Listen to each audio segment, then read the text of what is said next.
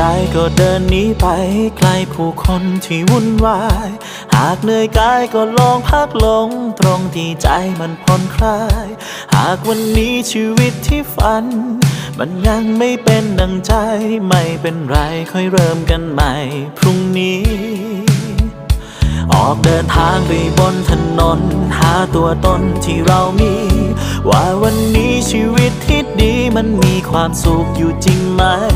สิ่งที่ใจเราไขว่คว้าได้มาเพราะถูกใจหรือเพียงหวังให้ใครต่อใครเขาถูกใจทิ้งมันไปก่อนตอนที่ใจหวังในบางครั้งความคาดหวังก็ทำให้เรานั้นทุกข์ใจวางมันไปก่อนตอนที่ใจ